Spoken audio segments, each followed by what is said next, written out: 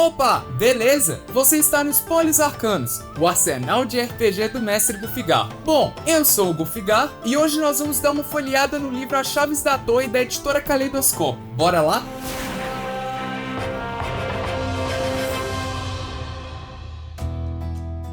Então pessoal, aqui estamos com o nosso livro, mas antes de qualquer coisa, só lembre de dar um joinha no vídeo, se inscrever no canal e ativar o sininho, porque você sabe que ajuda muito o trabalho aqui. Mas então vamos lá. As Chaves da Torre foi publicado pela editora Caleidoscópio, em um financiamento coletivo de grande sucesso. O livro é capa dura com quase 300 páginas de conteúdo, contendo tudo o que você precisa para se aventurar nesse universo de realismo mágico, apresentando um sistema próprio de narrativa compartilhada, além desse cenário maneiríssimo da torre. Então, antes de abrir o livro, eu acho que vale contextualizar um pouco para quem não conhece e entender mais ou menos o que estamos lidando aqui. As Chaves da Torre é um RPG nacional escrito e desenvolvido pelo Arthur de Andrade, ilustrado e diagramado pelo Ramon Muri. O livro possui um cenário e um sistema completo para se aventurar em um mundo de realismo mágico com foco na temática de esquecimento. Você simplesmente está vivendo a sua vida normal e de repente é apagado da mente de todos, tornando-se alguém invisível. E aí, nesse momento que você é apagado das lembranças do mundo normal, você desperta para a existência da Torre, uma entidade inefável e inalcançável que faz parte de uma rede de conspirações cabulosa que propõe controlar a humanidade através da manipulação de memórias. Muito louco, né? Então agora bora pro livro para ver isso direito. O livro vai abrir com um conto maneiríssimo escrito pelo Silvio Alencar, para já dar um pouco do tom do cenário e explicar alguns dos conceitos do mundo dos esquecidos. Depois disso, temos uma parte do autor e suas vozes,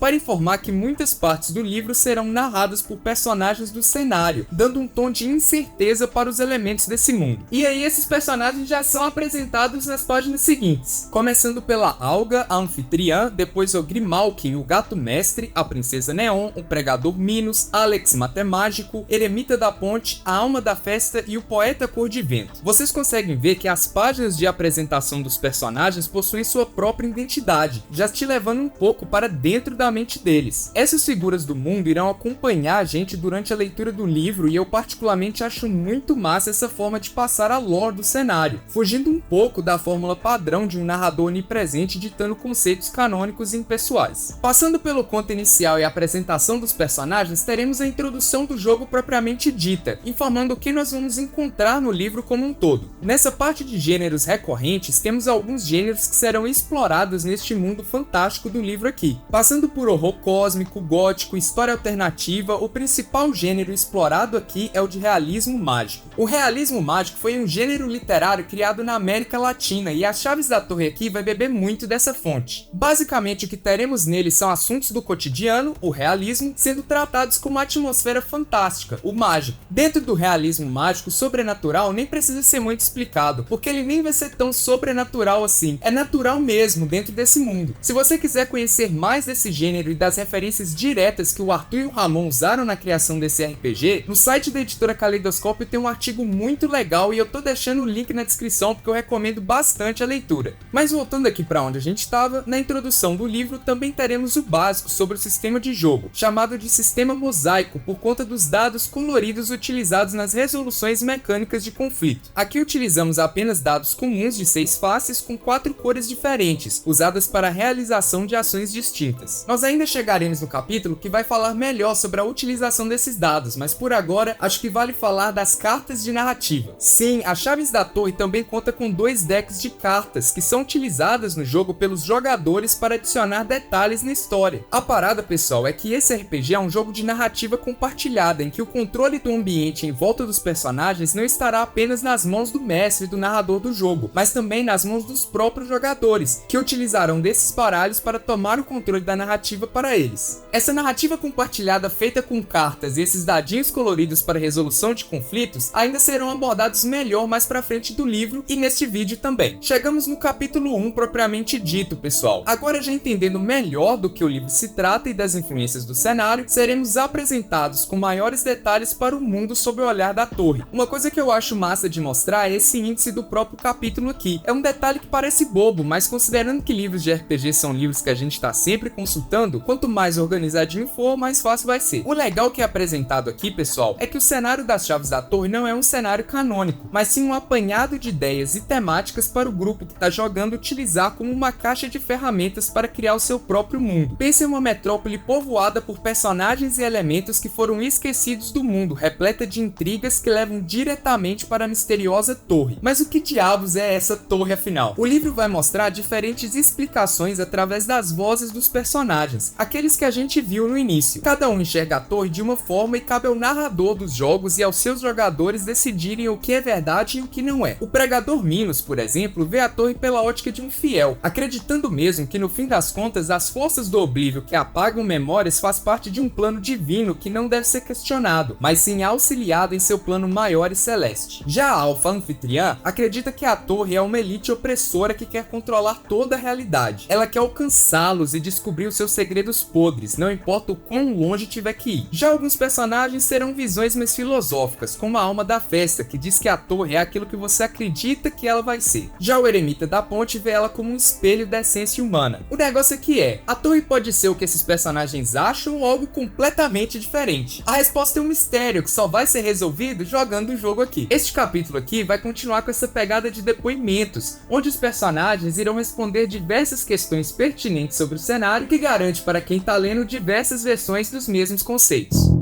Já duvidei de algum dia ter existido, pois não se derá o trabalho nem de me substituir. A afeição da torre por mim foi tão grande que nada da minha história se manteve relevante. Fui lançado ao esquecimento da pior forma. Qualquer memória comigo foi apagada e trocada por uma coisa completamente diferente. Não existe nenhuma pista de ter estado em algum lugar. Apenas a arte persiste. Aparentemente, certas coisas são sagradas.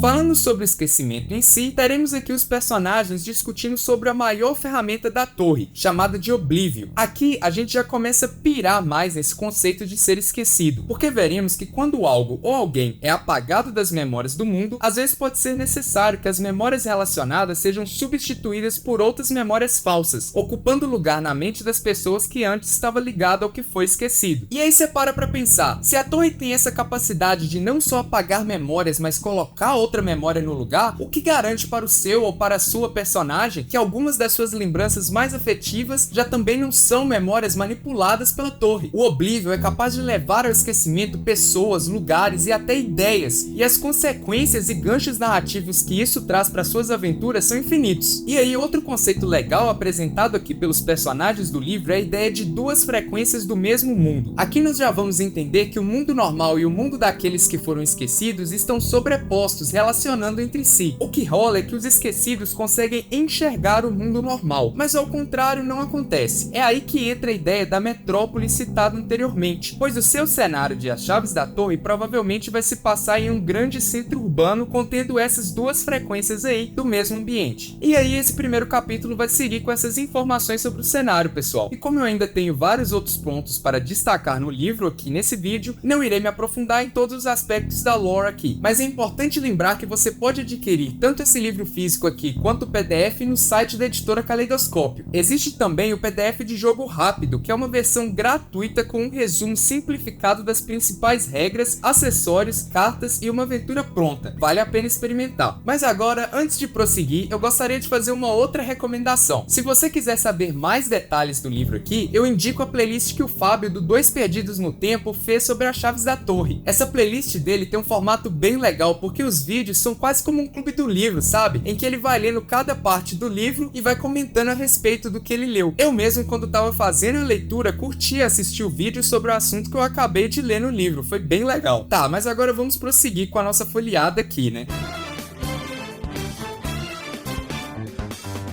Já me chamaram para organizar festas em alguns lugares, inclusive em Memórias. Já fiz o Rei Arthur rebolar até o chão com um pancadão mashup medieval tocando numa festa fantasia na sala da Távola Redonda. Eu não preciso provar nada para você, aconteceu e pronto, amore.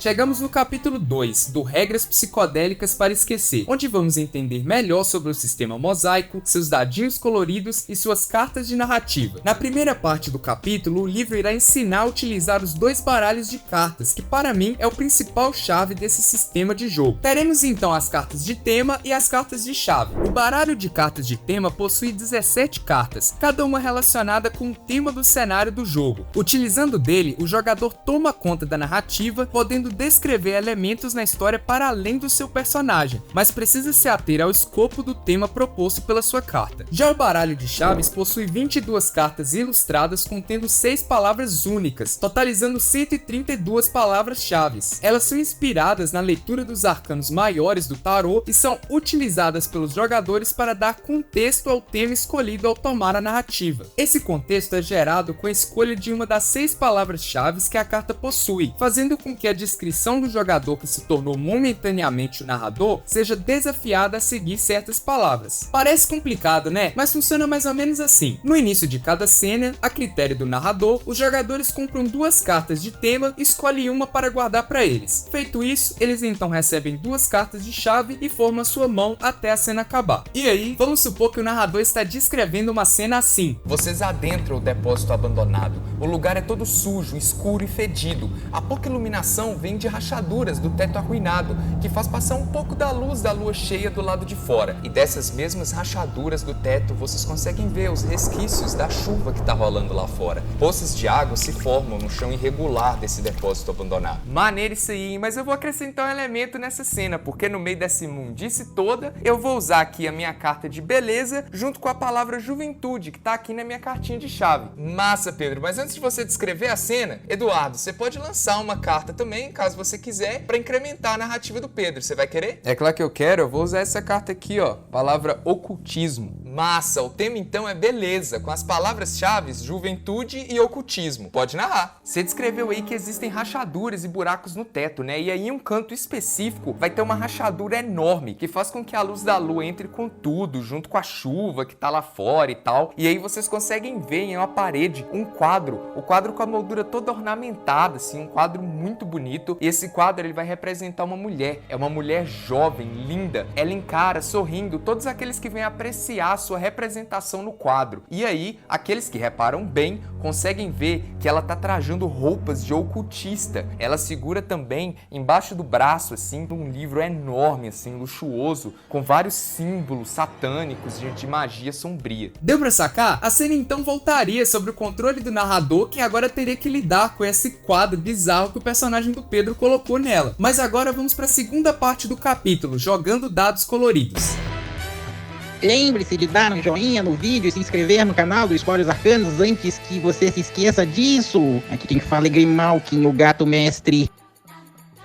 Como já foi mencionado na introdução, os dados coloridos são utilizados nas resoluções mecânicas de conflito de jogo. Nisso, temos 4 tipos diferentes de dados, todos são D6, mas com cores e propósitos diferentes. Os dados vermelhos são os dados de poder, utilizados para ações que requerem força e precisão. Os dados amarelos são os dados de tempo e vão estar relacionados com velocidade. Os dados azuis são dados de tamanho, para ações ligadas a escaladas e amplitudes. E os dados pretos são dados de dificuldade, que representaram fatores para dar desvantagem à ação do personagem. Sempre que o seu ou a sua personagem tome alguma ação em que o narrador julgue necessário uma rolagem, você vai formar uma pilha de dados com a cor correspondente ao tipo de conflito. Por exemplo, se o seu personagem estiver tentando escalar uma parede cuja maior dificuldade seja o seu tamanho, utilizaremos então dados azuis. Porém, às vezes nem é uma parede tão grande assim, mas o personagem precisa fazer isso sem ser detectado, e essa precisão exigiria dados vermelhos. Agora, se o problema maior do conflito estiver relacionado com o quão rápido o personagem vai escalar a parede, ele vai usar então dados amarelos. Essa pilha de dados terá até 5d6 da mesma cor e vai se formar a partir de bônus mecânicos anotados na ficha de personagem. Sobre a ficha eu posso fazer um vídeo depois criando personagens porque ele é um show à parte. Então deixa aí nos comentários se você quiser mais vídeos sobre as chaves da torre. Enfim, voltando à mecânica de testes, você vai rolar a sua pilha de dados e todos os dados que caírem 5 ou 6 correspondem a um sucesso. O número número de sucessos necessários para completar a ação será definido pelo narrador, concluindo assim se você completou ou não a ação do conflito. Aqueles sucessos que excederem o nível de dificuldade contarão como vantagens para a ação. Por outro lado, existem também desvantagens definidas pelos dados pretos, onde um 5 ou 6, nesse caso, indicam desvantagens que o personagem irá possuir na ação. O narrador vai determinar quantos dados pretos serão rolados juntos da pilha inicial. E é isso. Se você quiser ver mais como esse jogo funciona na prática, com suas cartas narrativas e seus dados coloridos, eu cheguei a jogar uma aventura lá no Flecha Mágica. Ela foi narrada pelo próprio Arthur, o criador do jogo. O link tá na descrição desse vídeo para vocês conferirem, foi legal demais. Agora chegamos no terceiro capítulo do livro, Construindo um Mundo Esquecido. Aqui o livro vai trazer conteúdos para quem for exercer o papel de narrador. Teremos dicas sobre como conduzir o jogo e sobre como criar o seu próprio cenário utilizando os conceitos aprendidos no primeiro capítulo. Existe aqui até um modo de jogo solo, ensinando mecânicas para jogar sozinho, sabe? Sem depender de um narrador ou de um grupo. Parece legal, né? Mas agora papo sério, pessoal, pois uma parte indiscutivelmente relevante que vai ter nesse capítulo aqui é o tópico de segurança em jogos de RPG. A parada é que estamos tratando de um jogo sobre temas pesados e é de extrema importância que todos na sua mesa sejam respeitados. Essa preocupação dos autores não é exclusiva desse tópico, ela percorre todo o livro. Discutir temas sensíveis em jogos de interpretação é totalmente válido, mas isso não significa que a galera precisa se sentir desconfortável jogando, porque na real, não devem. Converse com a galera antes de jogar, sabe? Defina limites e conte histórias com responsabilidade. Agora, no fim do livro, teremos conteúdo extra, com vários apêndices legais. Teremos o artigo Ensaio sobre o Abandono, do Jorge Valpassos, um outro sobre o realismo mágico, do Pedro Borges, dicas sobre a criação de antagonistas e vários adversários prontos. Temos até um apêndice N aqui, com as referências utilizadas na criação desse livro. Tem muita coisa aqui, pessoal. Eles recomendam filmes como a animação da Pixar Viva a Vida é uma Festa, que vai tratar sobre ser lembrado e ser esquecido. Confesso que o final desse filme me quebra, é muito emocionante. Jogos eletrônicos também estão nas referências aqui. Eu particularmente curto muito Persona 5, um RPG japonês que vai abordar a exploração de um metamundo fantástico que se relaciona com o subconsciente das pessoas. No tópico de literatura, eles citam toda a obra de Neil Gaiman, sobretudo Lugar Nenhum. Eu particularmente recomendo Sandman, é massa demais. Enfim, para fechar, teremos duas aventuras prontas, A Vela Fantasma e Inferno Verde, do Marco Polo de Araújo. E é isso, eu sempre gosto de falar como que livros de RPG são expansivos para diferentes sistemas e estilos de jogo, e obviamente que a Chaves da Torre não foge disso. O cenário do jogo é super criativo, eu tenho certeza que conhecê-lo pode acabar te dando ideias para aventuras de outros RPGs aí que você gosta. Além disso, nós temos as cartinhas de narrativa, né, pessoal? Quem sabe você não experimenta utilizá-las em outros jogos também, pode ser bem massa. Valeu demais por assistir o vídeo até aqui, te vejo na próxima aventura com mais spoilers arcanos. Muito obrigado por assistir este vídeo até o final. Se você gostou, clique no card da esquerda para assistir o vídeo anterior e não se esqueça de assinar o canal para conferir os lançamentos futuros. Até mais! Uhul! Tá gravando ali?